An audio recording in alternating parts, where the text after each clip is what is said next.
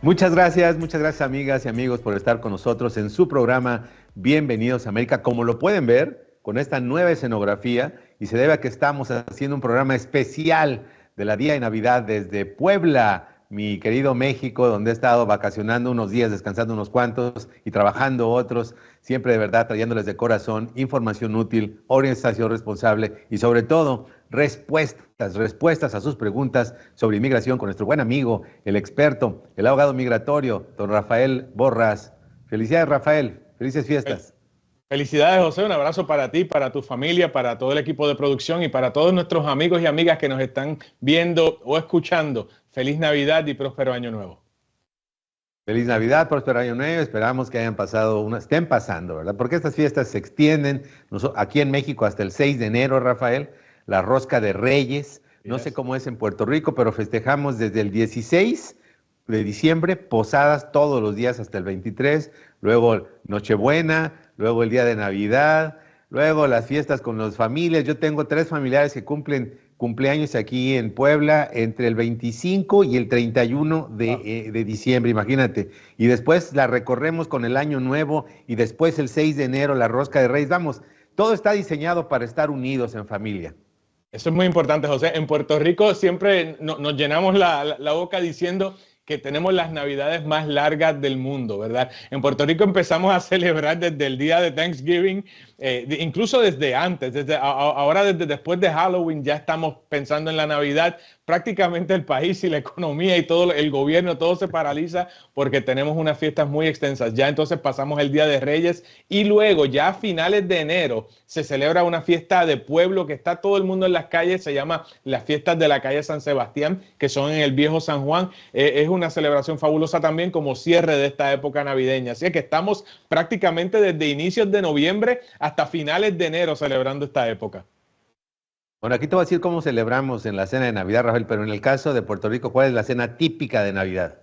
Bueno, comemos el arroz con gandules, mucha gente, el que le gusta mucho el lechón asado, que es el cerdo, ¿verdad? Asado a la vara, se comen las morcillas, el famoso coquito, que es una bebida riquísima que consumimos en Navidad. El pasado sábado me llevaron a mi casa, muy rico, así es que mayormente ese tipo de cosas, pero nosotros consumimos algo que se parece visualmente un poquito al tamal que se consume en México. En Puerto Rico le llamamos los pasteles.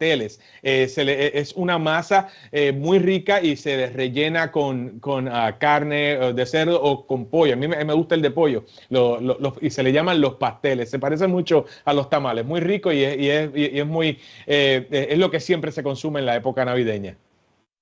A ver, te voy a hacer una pregunta capciosa. Imagínate con qué celebramos la Navidad en Puebla, de Los Ángeles. En Puebla. Hay un platillo que yo considero que es un monumento gastronómico internacional. Yo sé. Es medio oscurito, rojito. ¿No es el mole? ¿Sí?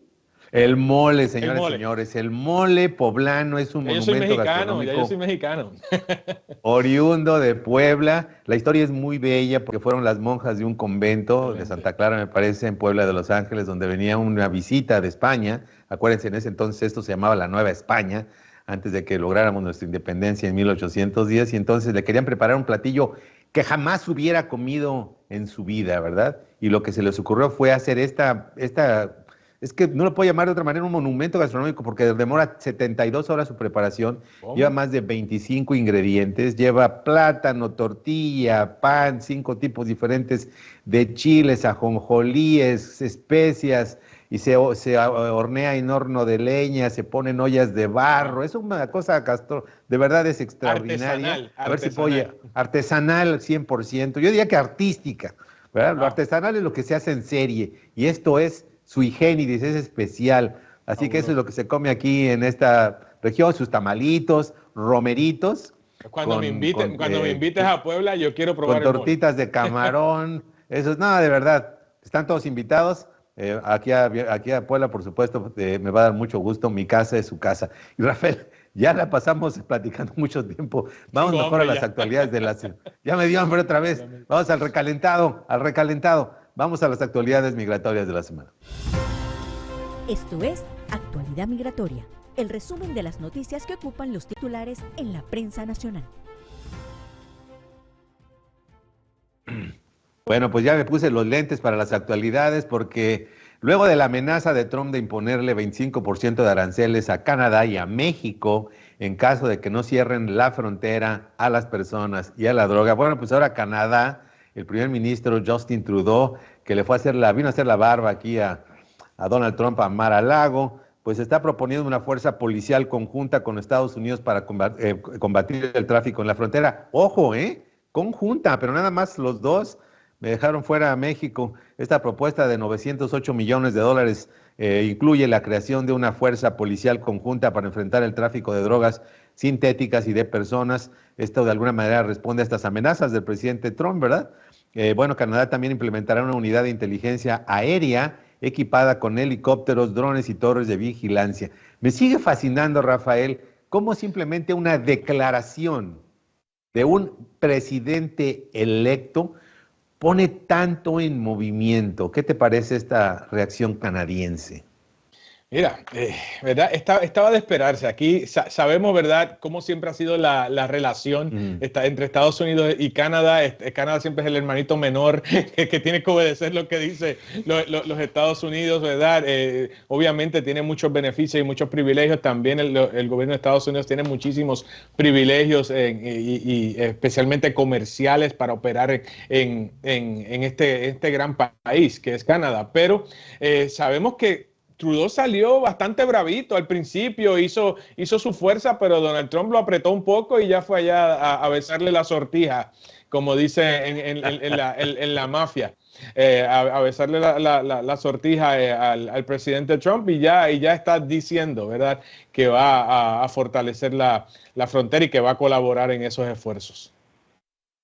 Bueno, y por supuesto yo creo que el combate a las drogas es un esfuerzo común, no necesita haber amenazas para que un país tenga que actuar, ¿no? Un país actúa para frenar el tráfico y el consumo de drogas porque es importante, está en el interés nacional de su población, correctamente. Y te voy a ser franco, porque Claudia Sheinbaum también reaccionó de una manera muy diferente a como reaccionó Canadá. Ella reivindicó el papel y el valor, las contribuciones de los migrantes en Estados Unidos, obviamente especialmente los migrantes mexicanos, que somos la gran mayoría en los Estados Unidos, y también envió en una misión especial a nuestro canciller, José Ramón de la Fuente, ya lleva 2 semanas en Estados Unidos, buscando consolidar y armar esta ley de defensa y de apoyo a los migrantes mexicanos en los 53 consulados de Estados Unidos, que es la red consular más grande del mundo. Entonces, fíjate los contrastes de la reacción en Canadá y la reacción de México, que fue reivindicar la importancia de los migrantes y obviamente pedir un trato digno, humanitario, que se merecen trabajadores que fueron esenciales para la supervivencia de Estados Unidos durante la pandemia. El contraste, Rafael. Interesantísimo. Y ha sido así desde un principio. O sea, México ha sido mucho más fuerte. México le ha dicho al presidente de Estados Unidos, oye, aquí tú no mandas, aquí tú no vas a estar mandando militares, aquí tú no vas a estar imponiéndonos lo que nosotros vamos a hacer con nuestra frontera. Podemos colaborar, podemos sentarnos a hablar, podemos llevar a cabo estos diálogos como el que se está llevando con el canciller. Así que me parece muy bien. Muy importante. Y a propósito del tema, la presidenta mexicana, primera mujer en la historia en llegar a la presidencia de Los Pinos, al Palacio Nacional, Claudia Sheinbaum, evalúa pensiones para adultos mayores en los Estados Unidos y promete protección frente a las deportaciones, como lo comentábamos, ¿no? Aunque reconoció que esto representa, por supuesto, un desafío económico para México, dijo que este esfuerzo de apoyar a pensiones para adultos mayores de Estados Unidos podía beneficiar a los más de 2 millones de migrantes mayores de 65 años en los Estados Unidos. Como se sabe, en México ya millones de personas de lo que aquí llamamos la tercera edad, 65 o más, ya se benefician de un pago bimestral de alrededor de 6,000 pesos mexicanos, que serían alrededor de $300. Puede no parecer mucha esa cantidad en los Estados Unidos, por supuesto, pero en muchas comunidades, para muchas familias, representa un soporte básico. Aquí en México, el costo de la vida, especialmente si vives en provincia, no es igual de alto y no hay el costo de la vivienda altísima. La mayoría de personas son propietarios de sus viviendas, tienen también algún tipo de apoyo de seguridad social, etcétera. Entonces no es tan oneroso, digamos, el costo de la vida. Ayudan a paliar especialmente a las personas que viven en situación de pobreza. Así que es una muy buena idea realmente que muchos mexicanos que viven en Estados Unidos se pudieran beneficiar, Rafael. No, excelente, José. Hay que cuidar de aquellos que nos cuidaron en algún momento. Así es que y vemos el hecho de que la presidenta de México esté llevando a cabo estas manifestaciones de manera pública y contundente para dejarle saber a su gente que no están solos. Exactamente, así es un tema muy, muy importante. Bueno, y también con motivo de estas movilizaciones está habiendo cabildeo en Washington, Rafael. Vinieron a Washington DC un grupo de inmigrantes, activistas, especialmente encabezados por Chirla, la coalición de derechos de los migrantes de Los Ángeles, California, y lo que están buscando justamente es aliados en lo que se espera sea un frente de batalla en múltiples frentes para tratar de neutralizar los aspectos más controvertidos de las políticas que vienen de Donald Trump, especialmente la que tiene que ver con las deportaciones, con las redadas y otras acciones. Así que muy importante, vamos a estar muy pendientes aquí en la red hispana y en Bienvenidos a América de eso, trayéndoles todas las semanas información útil, dándoles información sobre sus derechos, porque recuerden, en Estados Unidos todos tenemos derechos, independientemente de nuestra situación migratoria. Bueno, y con eso, Rafael, nos vamos ahora sí al tema de la semana. Hoy en Bienvenidos a América. Bueno, Rafael, el tema de la semana, como estamos en fin de año, pues es un momento de reflexión, ¿no? De qué está pasando, cómo nos fue. Así que vamos a hablar un poquito hacia atrás en este caso. En el próximo programa vamos a hablar hacia adelante. Y un poquito quiero platicar contigo, conversar sobre lo que tú entiendes que es el legado del señor Joe Biden, especialmente en el tema de migración. Tenemos algunas cifras para enmarcar la conversación. Bueno, durante su gestión, 3.5 millones de personas obtuvieron su ciudadanía. Estados Unidos acogió a más de 100,000 refugiados en 2024, que es la cifra más alta desde los años 90. También amplió el estatus de protección temporal a venezolanos y nicaragüenses y puso fin a políticas de deportaciones indiscriminadas, también de la separación de familias, porque como recordaremos, él puso sus prioridades y las prioridades eran aquellas personas que habían evitado salir después de una orden de deportación y otras personas, pero no en general la población. ¿Qué te parece? Primero, comentamos estos tópicos, estas categorías. ¿Qué te parece? ¿Cómo ves tú desde la perspectiva de abogado y defensor de migrantes el legado migratorio de Joe Biden? Mira, José, lamentablemente no puedo darle una muy buena nota a esta administración y mucho menos, ¿verdad?, a Joe Biden y también a Kamala Harris, que también estuvo atendiendo temas migratorios, pero sí hubo cosas que no fueron tan malas. Por ejemplo, la retórica anti-inmigrante no estuvo presente en estos procesos, ¿verdad? Sí, al final en la campaña apretaron un poquito, sí, al final de la campaña hablaron de cerrar fronteras, sí, hablaron de ser un poquito más fuertes en los casos de asilo. Pero durante el proceso vimos que los jueces de inmigración, los oficiales de ICE, los oficiales incluso en el USCIS, no estaban tan agresivos con nosotros como estaban durante la época de Trump. Y eso tiene sus méritos, ¿verdad? Porque por lo menos nos permitían trabajar. Eso no quiere decir que nos facilitaron el trabajo o que estaban regalando permisos, asilos o residencias, pero por lo menos era un trato donde podíamos ir a exponer nuestros puntos y tratar de defender nuestra gente de la mejor manera posible.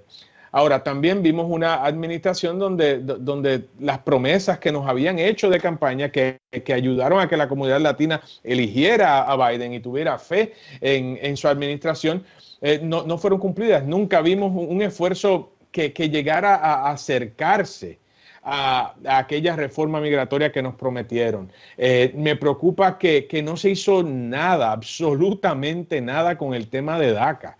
El asunto de DACA se quedó igual. Están en una peor posición porque todavía queda legislación que podría afectar negativamente y de una manera contundente a los menores beneficiarios, ¿verdad? Las personas que en algún momento ya no son tan menores, ¿verdad? Pero que fueron beneficiados por el DACA. Incluso he visto, yo creo que mejores comentarios de Donald Trump sobre el DACA que lo que vi en esta administración, José. Así es que sí, fue una administración sumamente deportadora. Continuaron deportando a nuestra gente y creo que aún quedándole algunos muy pocos días, todavía la administración de Biden podría implementar medidas, aún así con órdenes ejecutivas, para que tanta gente que va a ser atacada y objeto de arrestos y de redadas tenga un poquito de protección y alivio. Todavía hay cosas que se pueden hacer de aquí al 20 de enero. Me interesa ese último comentario que acabas de hacer, porque yo coincido contigo, fue una administración de claroscuro. Sí, efectivamente ampliaron las protecciones temporales.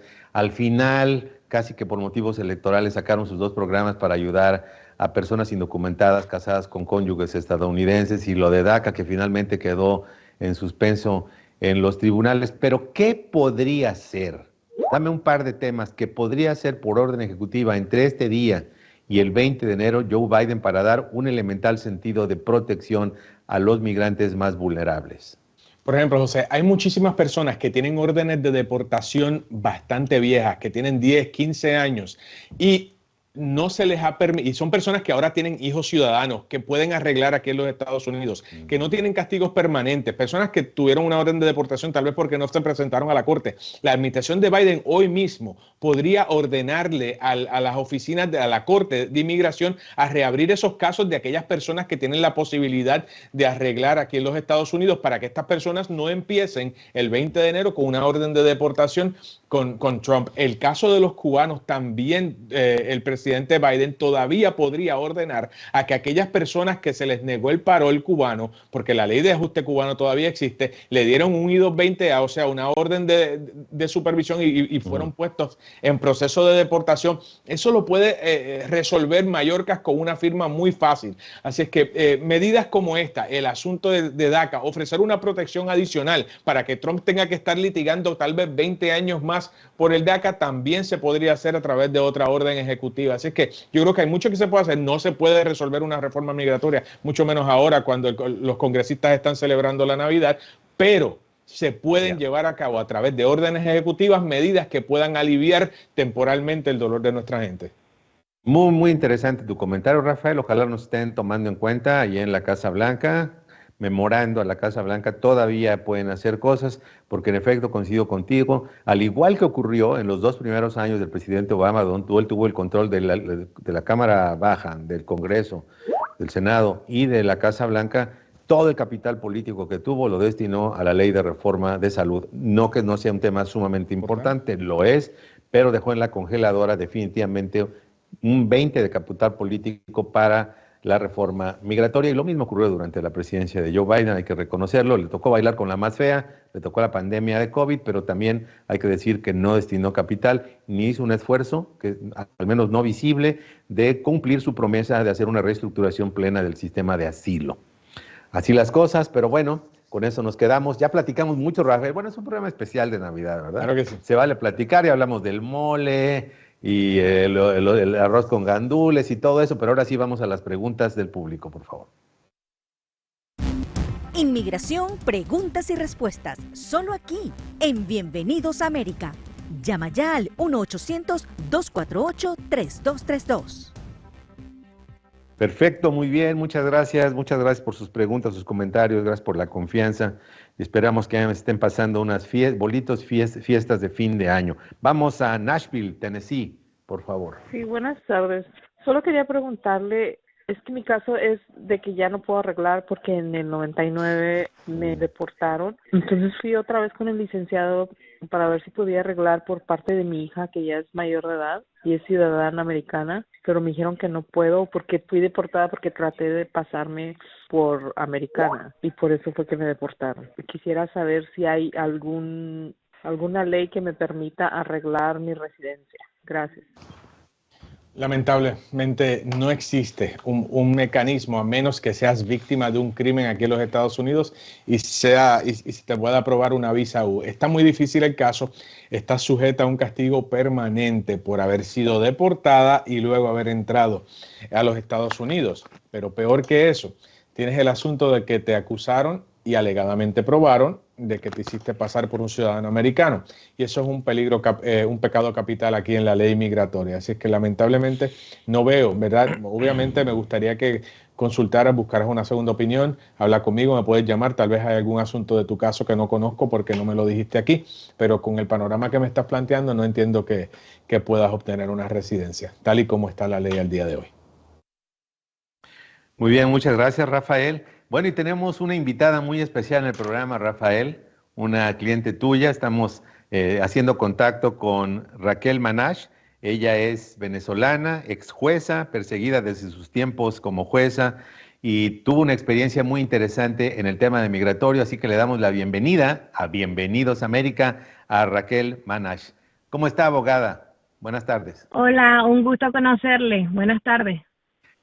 Muchas gracias, Raquel. Nos le recomendó mucho platicar con usted nuestro gran abogado Rafael Borrás. Platíquenos un poco cómo fue la situación de su caso de asilo aquí en los Estados Unidos y su situación en Venezuela. Sí, hace poco tuvimos el juicio del asilo por razones políticas y bueno, fue un caso interesante porque se extendió un poco la entrevista digamos, en el juicio oral. Sin embargo, salimos exitosos. Empieza el esquema con preguntas de datos biográficos, luego hacen preguntas de los hechos que yo viví, de las experiencias de algún modo traumáticas que yo viví en Venezuela. Y luego de esto realiza una serie de preguntas o repreguntas por parte de la Fiscalía. Y gracias a la preparación del abogado, de verdad que fue un trabajo, digamos, impecable que realizó el desarrollo del juicio. De verdad, bueno, tengo una profunda gratitud con él y realmente salimos con éxito del caso. Sí, todos queremos mucho a Rafael Borrás, pero sobre todo nuestro público de verdad confía mucho en sus preguntas. Visto en retrospectiva, visto hacia atrás, Raquel, sabemos que conseguir éxito en un caso de asilo no es fácil, mucho menos para los venezolanos, pues también para los mexicanos. Por la proporción de casos y ha habido un gran aumento, un gran repunte de migración venezolana a los Estados Unidos por razones obvias de lo que está pasando en su país. ¿Qué recomendaciones usted como de alguna manera solicitante de asilo, pero al mismo tiempo como abogada, le hace a quizá otros hermanos venezolanos, otros migrantes que estén en una situación parecida para poder aumentar, multiplicar sus posibilidades de éxito en las Cortes de Estados Unidos? Bueno, yo creo que la recomendación principal es la manera como te expresas en el desarrollo de las entrevistas, en este caso del juicio. Tienes que responder de manera precisa, de manera veraz, que el asunto de la credibilidad es muy importante, que esos hechos que tú hayas vivido, esas experiencias de algún modo traumática o doloroso, que lo expreses con la mayor veracidad, con el sentir de que tú viviste esas experiencias. Muy bien. Y en el caso de las evidencias, abogada, ¿qué tan fuerte es el peso de las evidencias documentales? No solamente de los dichos, sino de las evidencias que puedan sustentar sus palabras. Sí, totalmente. Tiene que tener congruencia al 100%. La credibilidad tiene que basarse en la congruencia de los elementos de prueba que estás aportando en el expediente con los dichos que estás sometiendo en el asilo.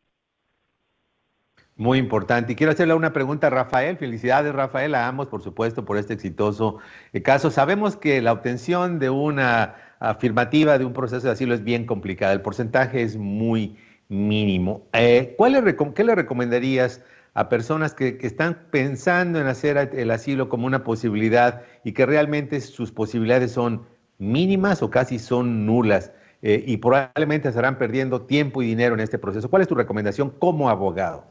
Mira, José, en estos casos es muy importante la preparación, ¿verdad? Y hacer las cosas con tiempo. Es importante que las personas de entrada traten de hablar con un abogado para que desarrollen un plan. Existen muchas personas que como saben que te van a dar un permiso de trabajo, presentan una aplicación prácticamente vacía, llenando los requisitos mínimos para que le den un permiso de trabajo temporal y luego entonces a la hora de prepararse es muy difícil. Por lo tanto, traten de conseguir un profesional que tenga experiencia en este tipo de casos, que puedan prepararlos, que inviertan horas de preparación. Raquel te puede comentar las horas de preparación que uno necesita para ganar un caso como este. Hay que practicar, hay que hacer un mini juicio en la oficina del abogado. Yo me acuerdo peleando mucho con ella peleando mucho conmigo, porque es parte del proceso, es parte de la dinámica y es la forma de ganar casos. Por eso se le llama pelear el caso. Y muchas personas piensan, porque vine de Venezuela y las cosas están malas, me van a regalar un asilo en los Estados Unidos. Y no es así. Hay que prepararse, hay que recopilar evidencia, hay que preparar testimonio, prepararse para las preguntas. Ella te puede comentar lo difícil que son las preguntas de un fiscal, porque el fiscal está ahí para negarte el caso. Entonces teníamos un juez sumamente exigente, un juez que quiere ver que cada detalle, que cada asunto fue cubierto. Es bien importante la preparación. No te van a regalar un caso de asilo simplemente porque seas de Venezuela. Absolutamente. Vamos a poder platicar un poco más con Raquel, probablemente más adelante. Se nos terminó el tiempo de este bloque, lamentablemente, pero le agradecemos mucho. Raquel Banasch que ha estado con nosotros. Si quiere hacer un último comentario breve, por favor. Bueno, muchas gracias por la invitación. De verdad que, como lo indica el abogado, 100% una buena representación judicial y el desenvolvimiento que tú tengas en el desarrollo del juicio. Las respuestas que tú das. Pues enhorabuena, felicidades. Doble Gracias. felicitaciones por la época y por el exitoso proceso de asilo, Raquel. Muchas gracias por estar con nosotros. Un abrazo, Raquel. Gracias. Hasta luego. Okay. Muy interesante el caso, creo que muy ilustrativo, una gran lección para personas que están pensando hacer sus casos. Hay que tener evidencia sólida, hay que presentarla de manera articulada, tener un buen abogado, armar un caso sólido como una roca para poder tener éxito. Con eso, Rafael, ya nos vamos a una pausa, pero regresamos con más de Bienvenidos a América. No se vayan. Tan latina como tú. That's why I listen. La Red Hispana. A menudo sentimos el deseo de cambiar para alcanzar nuestra mejor versión. Comer más sano, ser más activos, ahorrar. Todo empieza con un primer paso. Tal vez tropieces, pero recuerda, lo importante es seguir adelante. Fija metas, celebra cada logro, grande o pequeño. La superación personal no es un destino, es un proyecto para toda la vida. Hoy es un buen día para comenzar. Desde la capital de los Estados Unidos, la Red Hispana presenta Bienvenidos a América. Con ustedes, José López Zamorano. Regreso en su programa Bienvenidos a América, celebrando las fiestas, de verdad, aquí desde México, en mi caso, y bien conectados desde San Antonio, Texas, con nuestro buen amigo, el abogado migratorio don Rafael Borrás. Ya en el primer segmento hablamos del mole, de las fiestas, el arroz con gandules, y ahora vamos a hablar, Rafael, de un tema muy importante de nuestra sección del auxilio al inmigrante.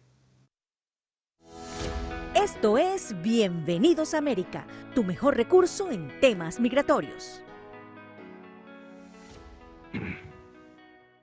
Bueno, pues al 5 para las 12 de que se termine la administración Biden, finalmente el Departamento de Seguridad Interna, conocido como DHS, Department of Homeland Security, acaba de anunciar cambios significativos al programa de visas H-1B, que está, como sabemos, diseñado para trabajadores extranjeros altamente calificados.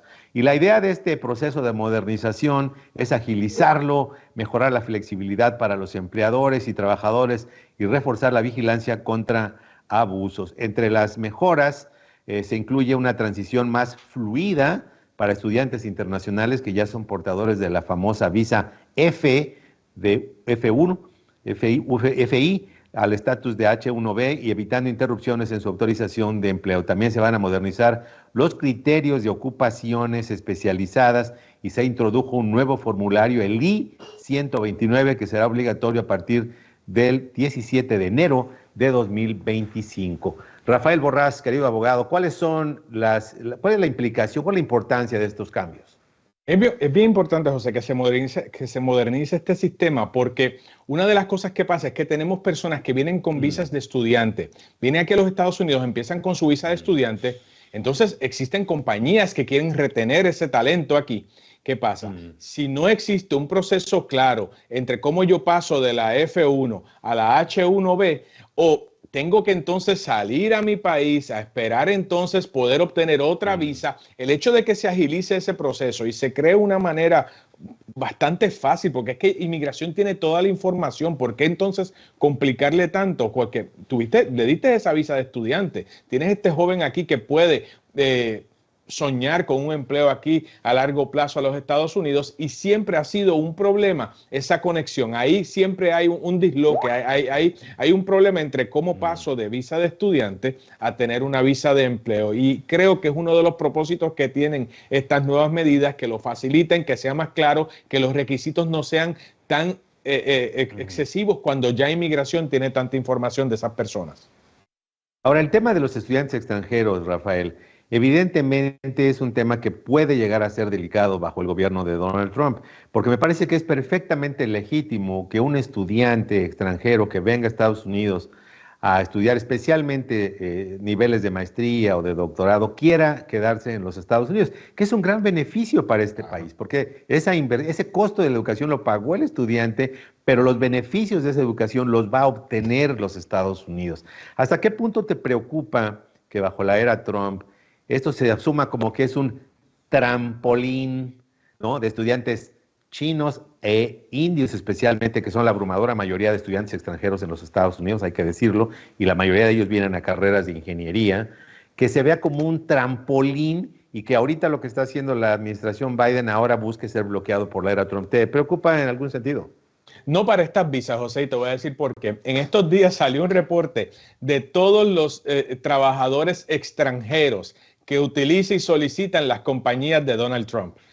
Y los donantes de la campaña de Donald Trump son personas que por años han estado beneficiándose de esas visas H1B y de las visas H2B. Son compañías que necesitan esta fuerza laboral. Yo no sé qué van a hacer esas compañías si Donald Trump se pone a deportar a todas esas personas que se están beneficiando de esas visas o de aquellas personas que se han quedado y se han extendido más allá del término autorizado en ley.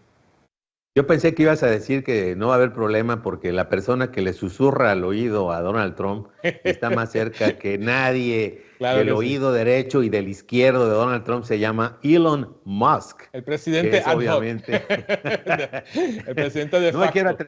Eso sí no lo quiero decir, yo no soy abogado, no nos metamos en problemas legales aquí. Pero obviamente él representa una parte del sector de tecnología. Esa Tesla es innovadora en los vehículos eléctricos, SpaceX, ¿no?, una pionera en el campo del espacio, de la conquista del espacio y muchas otras cosas más. Así que a lo mejor por ahí tiene una de las cosas que está pasando. Pero bueno, ya estaremos ahí platicando, pero muy importante, por lo pronto este proceso se está dando. Como dice el abogado, no se espera que haya cambios y ojalá muchas personas pues se beneficien, porque muchas personas realmente quieren vivir en los Estados Unidos y el país tiene mucha necesidad de mano de obra altamente capacitada, pero también de mano de obra no capacitada o intensiva, digámoslo así, para tareas tan importantes como la agricultura, la construcción. Así que ojalá se logre. Es mi carta de Santa Claus, ¿no? Ese balance de que la política migratoria de Estados Unidos y su filosofía corresponda también a las necesidades reales de la economía de Estados Unidos y de la sociedad de Estados Unidos, lo cual en mi opinión personal no ocurre hasta el momento, por lo menos no desde 1986, pero eso es otra plática, mi querido Rafael. Luego conversamos de eso. Vámonos mejor a las preguntas del público, por favor. Inmigración, preguntas y respuestas, solo aquí, en Bienvenidos a América. Llama ya al 1-800-248-3232. Bueno, vamos a la siguiente llamada, por favor. Oye, José, quiero hacer una pregunta. ¿Cuánto me cuesta para una ciudadanía? Ya tengo 30 años residente y quiero empezar la ciudadanía. Era tu llamada. Gracias. Bye. Gracias.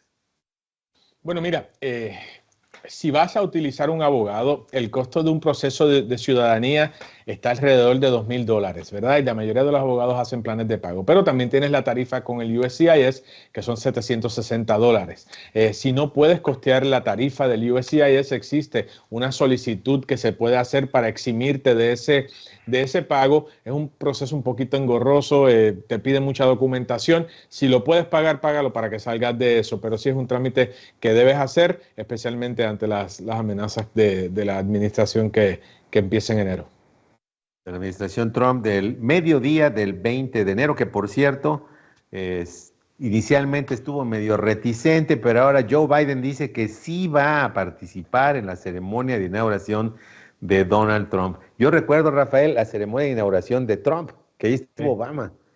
Le tiró unas ráfagas, pero dardos al corazón a Obama, ¿no? Lo culpó de todo. Yo nada más veía la cara de Obama, que obviamente no podía decir nada. Bien incómodo, muy incómodo. Muy incómodo. Yo no sé si fue buena idea de Joe Biden de ir a la toma de posesión de Donald Trump personalmente, pero creo que él quiere mostrar que Estados Unidos es un país institucional y que por encima de las personas y de las diferencias políticas, lo que importa son los procesos, las tradiciones políticas donde un expresidente aparece para pasarle la estafeta al siguiente, y en ese sentido me parece importante, Rafael. Definitivamente, estamos hablando de un presidente Biden que ha sido un hombre de Estado por muchísimos años, ha ocupado muchísimas posiciones, y creo que para él y para su legado es muy importante terminar bien y dejar ese buen ejemplo que él quiere dejar. Exactamente. Bueno, vamos a Baltimore, en el estado de Maryland. Adelante. Estoy llamando para preguntarle al abogado qué se puede hacer cuando yo tengo un hijo que está detenido en un centro de detención, y si se puede poner abogado ahorita o tendremos que esperar lo que decida el juez. Solamente gracias y bendiciones. Amigos, si esperas contratar abogado cuando el juez ya tome la decisión, está sumamente tarde, ¿ok? Necesitan contratar abogado de inmediato. Tan pronto usted sepa que usted tiene un familiar detenido por inmigración, urgentemente tienen que contratar un abogado. Va a ser la diferencia, porque su familiar, muchas personas esperan que vea el juez a ver qué juez va a decir. Y el abogado no puede hacer nada en ese momento. Necesitas al abogado para poder representarlo y estar con su hijo presente al momento que lo lleven frente a un juez de inmigración. Hay documentos que hay que preparar, hay solicitudes de fianza que se pueden presentar, hay apelaciones que tal vez se puedan llevar a cabo. Así que es bien importante que en todo proceso de una persona que esté detenido por inmigración o por cualquier organismo de ley y orden, es importante que la persona esté representada por un abogado. Perfectamente bien, muy claro el comentario. Vamos ahora a New Jersey, donde, por cierto, sigue el misterio de unos drones que aparecieron en el espacio. Los republicanos dicen que fue una nave matriz de parte de Irán que estaba mandando satélites espías. La Casa Blanca dice que no es cierto. Esto ya llegó al Congreso. Como siempre, va a haber audiencias legislativas y vamos a llegar a ninguna conclusión, pero es lo que está pasando. Vamos a Nueva Jersey.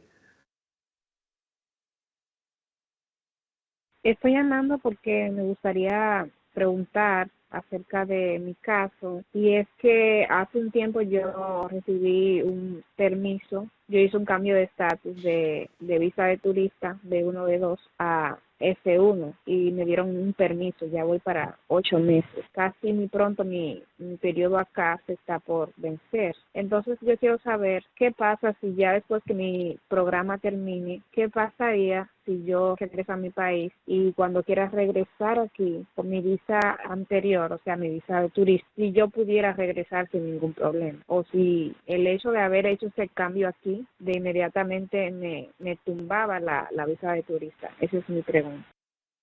Sí, en este caso vas a tener que solicitar otra visa de turista. A diferencia de personas que tienen una visa de turista, salen a su país y solicitan una visa nueva. Ahí tú no cancelas tu visa de turista, pero en este caso te quedaste en Estados Unidos, entraste con una visa de turista y solicitaste un cambio de estatus. Por lo tanto, cambiaste la visa y ya no tienes esa visa de turista. Vas a tener que salir del país. Ahora, no salgas si acumulaste tiempo posterior a que se te venció el permiso.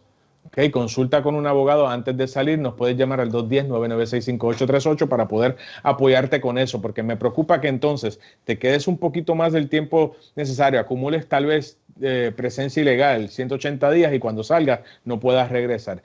Obedece bien ese permiso y consulta con un abogado antes de salir del país. Perfectamente bien, muchas gracias por sus llamadas. Allá en Nueva Jersey, ahora vamos a Texas, a tu estado, Rafael. Buenas tardes. Mi pregunta es que mi hija es ciudadana, pero tuvo a mi nieto allá en México. Y entonces, al cruzar, nomás le dieron un papel donde él podía andar aquí, pero que no lo podía sacar para México, según. Entonces, mi hija se fue para México y se lo llevó. Yo quiero saber si puede volver a entrar para atrás. Bueno, si salió, de todos modos, lo que tiene que hacer es, antes de regresar a Estados Unidos, tiene que hacer el trámite para que lo declaren ciudadano americano. Es el hijo de una ciudadana y aunque haya nacido fuera del país, se tiene que llevar a cabo un proceso. Cuando le dieron el permiso temporal para venir aquí a los Estados Unidos, era pensando en que iban a llevar a cabo el proceso antes de que saliera. Si ya salió a México, tiene que hacer el trámite allá, tiene que hacerlo en el consulado. Si no ha salido, puede hacer el trámite desde aquí en los Estados Unidos. Incluso se puede hacer en línea si se tiene toda la evidencia. Perfectamente bien. Qué buen comentario, Rafael, porque muchas personas piensan que por haber nacido en el extranjero, a pesar de ser ciudadanos, sus hijos no son ciudadanos. Claro que lo son. Y además esta idea que tiene paralelamente Trump del tema de quitar la ciudadanía, es muy complicado que pueda reformar la Constitución o que lo pueda hacer por orden ejecutiva. Sería un proceso legal muy, muy extendido. Bueno, ahora nos vamos a Jacksonville, Florida. Buenos días, tengo una consulta, si me pueden ayudar.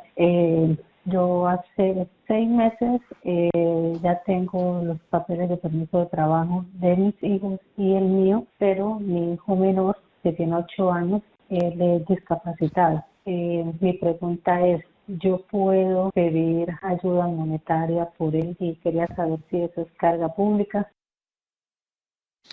Bueno, usualmente estos asuntos de salud de emergencia no son carga pública. Ahora, hay que ver qué ayudas recibes y qué ayudas te ofrecen en el hospital, porque algunas sí lo podrían ser. Antes de aceptarla, por favor, habla con tu abogado, llévale. Siempre yo le pido a los clientes que me traigan copia de esas ayudas que les están ofreciendo. Ahora, si el asunto del permiso de trabajo que tienes está basado en una solicitud de asilo, no importa, la carga pública no te va a afectar. Ahora, si es otro tipo de petición, una residencia por matrimonio o un ajuste de estatus por otra vía, podría afectarte. Así es que habla con un abogado. Me falta mucha información para darte una respuesta definitiva, pero si es por asilo, no te debes preocupar. Si no es por asilo, busca un abogado para que te ayude a evaluar qué ayudas puedes tomar, y mucha salud y muchas bendiciones. Perfectamente bien, muchas gracias. Vamos ahora a Palm Beach. Aló, yo soy ciudadana americana. Quiero informes acerca de cómo pedir a mi hijo mayor de edad. Él tiene visa de aquí de Estados Unidos, pero esta vez yo quiero hacerle la petición. Quiero que me explique si él estando aquí se puede hacer la petición o tiene que regresar a Perú, porque de ahí somos. Entonces, yo quisiera saber si es que necesito que él se quede cuánto tiempo o necesariamente tiene que regresar a Perú, porque él tiene visa americana también. Actualmente está aquí, pero quisiera saber cuál es el proceso, a ver si usted me podría asesorar, por favor, yo le agradecería. ¿Cómo no? En general te puedo decir que sí, él puede hacer el trámite aquí en los Estados Unidos porque entró con visa. Ahora, no me dijiste si él estaba casado o no, para poder hablarte del tiempo que se tardaría el proceso. Lo que sí te digo es que si inicias el proceso aquí, no les recomiendo que salga del país, aunque tenga visa de turista, hasta que ya tenga su residencia, ¿ok? Si comenzó el proceso, si usted tiene una visa de turista, pero usted se queda aquí en los Estados Unidos para hacer un ajuste de estatus, aunque tenga la visa vigente, no salga del país, porque entonces si usted quiere estar entrando y saliendo con esa visa de turista, los oficiales de inmigración se van a dar cuenta que usted está haciendo también una visa, una residencia, así es que no necesariamente está entrando como turista, le puede estar mintiendo a los oficiales y eso puede traer problemas, o le pueden cancelar su visa de turista y que tenga entonces que esperar el trámite en su país. Tenga mucho cuidado con eso. Muy bien, muchas gracias, Rafael. Bueno, si te parece, vamos a la pregunta de la semana. Esta es la pregunta de la semana en Bienvenidos a América.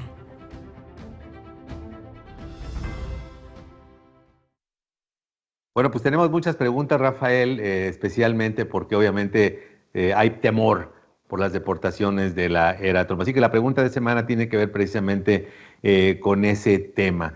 ¿Cuáles son las garantías de proceso debido que debe exigir un inmigrante que puede ser deportado, arrestado o detenido por las autoridades migratorias de Estados Unidos? Especialmente, obviamente, estamos pensando en el 20 de enero. Claro que sí. Toda persona que es detenida por un oficial o un agente del orden público, sea un oficial de la policía o inmigración, lo primero que tiene es el derecho a permanecer callado y a no ofrecerle información a este oficial. Todo lo que usted le diga a ese oficial va a ser utilizado en su contra. ¿Qué quiere decir eso? Que en algún momento todas esas respuestas, esas excusas, toda esa historia que usted le quiera contar al oficial que está interviniendo con usted, ese oficial se lo va a decir un fiscal y el fiscal se lo va a decir un juez. Así es que permanezca en silencio, solicite la presencia de su abogado, solicite una llamada telefónica, puede también llamar al consulado de su país y solamente sea respetuoso, ofrézcale su nombre y no le dé más información. dígale respetuosamente a la persona oficial, yo lo respeto, con mucho respeto quiero decirle que quiero que me dé la oportunidad de llamar a mi abogado. No firme nada, no llene ningún documento, no le diga dónde está su familia, no le diga dónde está su hijo. Usted quédese callado, sea respetuoso, pero permanezca en silencio. Ahora, ¿puede un inmigrante ser arrestado por el ICE, la Oficina de Inmigración y Aduanas, en una llamada ciudad santuario, como por ejemplo Los Ángeles, Nueva York, Chicago? Recordemos que las ciudades santuarios son ciudades que han prometido, ¿verdad?, no facilitarle los arrestos a los oficiales del ICE. Son personas que no van a estar llamando al ICE cada vez que usted lo arrestan por un ticket de tránsito o por un DWI. No quiere decir que los oficiales de ICE no pueden arrestarlo allí. Sí lo pueden arrestar aún en una ciudad santuario. Lo que pasa es que el hecho de que las autoridades de esa ciudad hayan dicho que no van a colaborar con las autoridades federales de inmigración, con el ICE, les imposibilita o les complica un poco el proceso a los oficiales de ICE. Pero sí, una persona puede ser arrestada por el ICE aún en una ciudad santuario. Bueno, perfectamente bien contestado, Rafael. Muchas gracias. Y bueno, recordarán que durante mucho tiempo hemos tenido nuestra sección del examen de ciudadanía, donde repasamos las 100 preguntas reales, auténticas del examen, de las cuales usted tiene que saber solamente 10, Rafael, si no me equivoco. ¿Correcto? Así es, José. Bueno, te van a preguntar 10. Van a ser 10. Tienes que acertar en 6. Acertar en 6, correctamente. Bueno, el abogado ya pasó el examen con estrellitas y todo, cuadro de honor varias veces, pero es importante que lo retomemos. Hicimos una breve pausa porque obviamente estábamos al galope electoral, las elecciones y el análisis de las elecciones y las amenazas de Trump, pero creo que es importante retomarlo porque obviamente este camino hacia la naturalización es muy importante para millones de residentes legales permanentes, de los cuales ya muchos de ellos, millones, más de 4 millones ya son elegibles de hacerlo y por muchas razones no lo hacen y muchas veces es temor a que no van a poder pasar el examen o que no hablan muy bien inglés, así que queremos con esta sección restarle ese temor a este proceso porque realmente no hay nada de qué preocuparse, Rafael. Así que vamos a continuar, voy a seguir leyendo las preguntas del examen en estricto orden y al abogado se las vamos a preguntar a ver si se acuerda cuál es la respuesta. Yo creo que sí. ¿Te parece, Rafael? Claro que sí. Bueno, vamos con la pregunta número 71 del examen de ciudadanía estadounidense.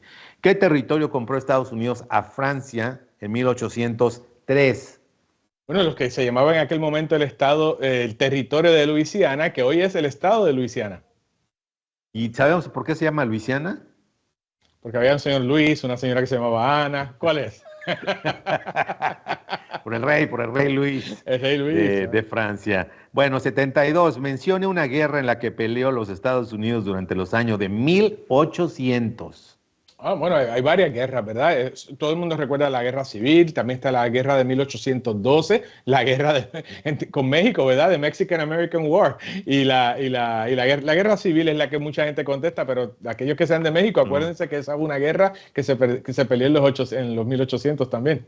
Sí, la famosa guerra entre México y Estados Unidos de 1840, cuando se firmaron los tratados de Guadalupe e Hidalgo, y para aquellas personas que no lo saben, todo lo que hoy es California, Colorado, Nuevo México, Texas, Arizona, pues era propiedad de México, pagaron 15 millonzotes de dólares por todo ese territorio, wow. Imagínense, para poder liberar a un López, pero ese otro López, yo no estoy emparentado con él, el presidente Antonio López de Santa Ana, y con eso perdimos más de la mitad del territorio. Eso lo pudo haber pagado José López Zamorano, imagínate. El abogado con lo que lleva en el bolsillo pudo haber pagado 15 millones de dólares, pero bueno, así las cosas. Pregunta 73, Rafael Borrás. Dé el nombre de la guerra entre el norte y el sur de los Estados Unidos. Una guerra sumamente sangrienta, ¿verdad, José? La guerra civil de los Estados Unidos. La guerra civil de los Estados Unidos, efectivamente, una guerra que cambió la historia de los Estados Unidos porque enfrentaba la posibilidad de una división entre el norte y el sur, los Estados Confederados del Sur que no querían ser parte de la Unión, pero la mano firme del presidente Abraham Lincoln, que curiosamente era republicano, no todo el mundo lo sabe, mantuvo a la Unión totalmente unificada, si se permite el pleonasmo que acabo de decir. Bueno, 74. Menciona un problema que condujo a la guerra civil. Habían varios asuntos, pero ¿verdad? El tema que las personas más recuerdan o más contestan en la entrevista de ciudadanía es el asunto de la esclavitud, ¿verdad? El mantener a los negros como esclavos. También habían asuntos de derechos, o queremos estar unidos o queremos estar separados, pero el asunto de la esclavitud los puede ayudar a contestar esa pregunta rapidito. Efectivamente, y hay que recordar, hablando de las contribuciones históricas de las minorías en este país, que durante la Guerra Civil hubo contingentes militares de hispanos. Así es. Y hubo contingentes afroamericanos también de ilustre trayectoria durante esa guerra civil que ya peleaban como hombres libres por los Estados Unidos y por la independencia de este país, por la separación, porque no se separa Estados Unidos. La independencia fue otra cosa, ya estoy mezclando aquí las albóndigas, pero evidentemente fue una labor muy importante, una contribución muy importante a los Estados Unidos. Pues Rafael, estamos en este programa especial. ¿Algún comentario, reflexión con motivo de la Navidad para nuestras amigas, amigos, ya que estamos a punto de terminar el año? Te dejo el micrófono. Muchas gracias, José. Hemos tenido un año muy especial y ha sido un año de muchas batallas en este campo de la inmigración, pero hemos tenido también la oportunidad de ver mucha gente y muchos inmigrantes lograr sus sueños. Y nuestra invitación es a que este año, aún ante los ataques de Donald Trump y de su administración, lo miremos con optimismo, con responsabilidad y con diligencia, que seamos proactivos con nuestros casos y que nos cuidemos los unos a los otros, ¿verdad? A veces los latinos nos encargamos de ser nuestros propios enemigos, así que vamos a cuidar a nuestra gente, a cuidar a nuestra comunidad, a apoyarnos en todos estos temas y les deseo a todos una feliz Navidad, el mejor de los años, muchas bendiciones y mucha salud. Yo solamente me voy a sumar al excelente discurso que acaba de hacer Rafael Borrás, es insuperable, así que obviamente en nombre de nosotros les deseamos que sigan teniendo unas fiestas muy especiales en compañía de su familia. Les agradecemos su compañía a lo largo de este año y les pedimos, por supuesto, que nos acompañen más adelante en lo que viene aquí en Bienvenidos a América, donde vamos a estarles trayendo, como siempre, información útil y orientación responsable. Muchas gracias en nombre del equipo de producción, Yelena Grillé, Daniel Ramírez, Ariel López, yo soy José López Zamorano. Gracias. A menudo sentimos el deseo de cambiar para alcanzar nuestra mejor versión. Todo empieza con un primer paso. La superación personal no es un destino, es un proyecto para toda la vida. Hoy es un buen día para comenzar.